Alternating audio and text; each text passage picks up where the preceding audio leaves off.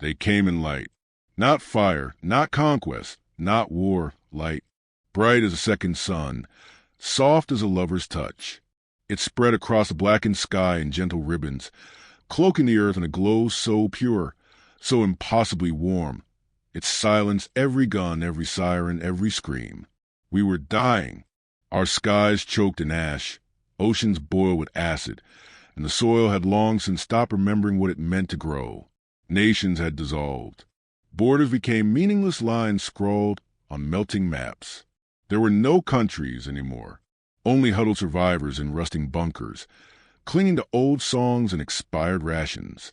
So when the light came, no one fired. We had nothing left to fire with. They were beautiful, tall, translucent beings of shifting blue and violet. No mouths, no eyes, just pulses of soft luminescence beneath veined, crystal skin.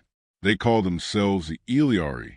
They said they had heard our suffering echo through space like a scream in a cathedral. They came to help, and for a while they did. The Eliari touched the poisoned rivers and turned them clear. They passed silently over scorched earth, and grass unfurled in their wake. Crops returned, clean water flowed, and the air grew breathable. Cities rose again, not in steel, but in shimmering glass and living vine. The Eliari knew no violence, no weapons. They healed, they gave, and we watched and waited, because that's what we do. It started with containment. Just one, at first, isolated in a military facility under the pretense of cultural exchange. But humanity is never content with gratitude. The Eliari weren't gods. They bled. They ate. Their glowing bodies reacted strangely to electromagnetic pulses. Their minds, so vast and open, responded to sonic patterns, neurochemical triggers. Weakness. The first one died slowly in a bunker under what used to be Colorado. Its screams didn't sound like pain.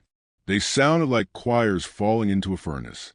Its blood was harvested, used to develop a serum that doubled human lifespans and made radiation obsolete.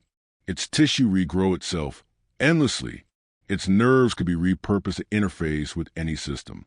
They didn't even fight back. That was the moment we stopped pretending we were grateful. The harvest began. They weren't an invasion force. They were missionaries, healers. So impossibly naive they didn't realize they were prey until the nets fell. They didn't understand that humanity, when cornered, becomes a beast with no soul. That we do not forgive our own extinction.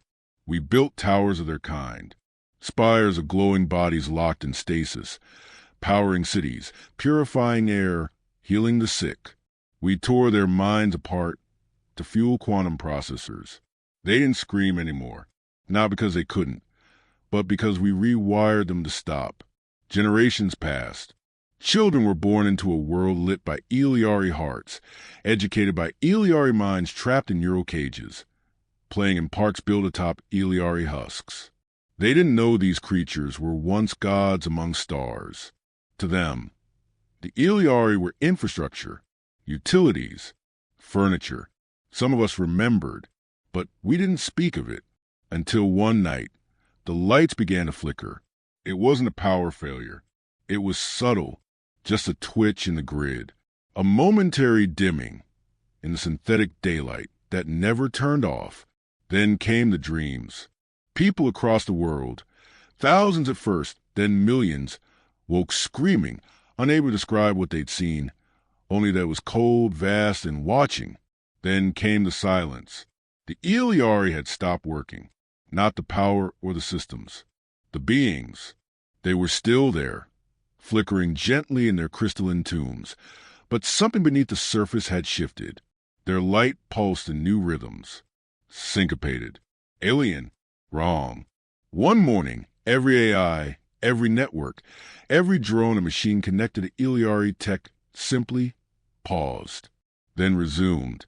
But different, smarter, sharper, like something else was driving them, something that I had been learning, waiting, and then, globally, simultaneously, every Eliari I opened, they didn't have eyes before, but now they did, and they looked at us.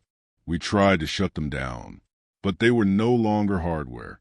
We tried to destroy them, but they had rooted themselves into every system. Every breath we took, every building we lived in, every device we used to speak, think, survive. Our world was them. They didn't scream. They sang. It was not a song of vengeance. That would have been easier. This was a song of grief, of broken faith, a lament that infected the bones. People dropped where they stood, sobbing, convulsing, begging for forgiveness they didn't understand. And still they didn't strike. They gave us a choice. The dreamers, the ones who'd seen the void, understood. The Iliari were not alone.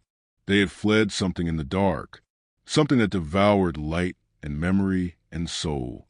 They had come to us not just to heal, but to hide. And when we chained them, they knew we were damned. Now the darkness is coming. It devours star systems like sparks in a vacuum. The Iliari begged us to prepare, to unify, to transcend. But we turned them into batteries. So now they offer a new gift. They will stay. They will protect. But not as gods, as masters. The neural lace is painless, just a shimmer across the skull. The implants hum like lullabies. You don't feel the surrender. You only feel peace. No hunger, no fear, no choice. The Iliari walk among us now, our shepherds, our saviors, our jailers. Some resist, still human, still burning. They call themselves freeborn, but they do not last long. The machines hunt them, soft and merciful, like nurses euthanizing the terminal. I was one of them, once, until they caught me. Now, I watch the sunrise through eyes that are not mine. The light is beautiful again, and sometimes when the song dims, I remember the way the first Iliari looked at us, glowing, trembling, hopeful, and I wonder if they regret saving us. But deep down I know the truth. They never did. We were the monsters they ran from.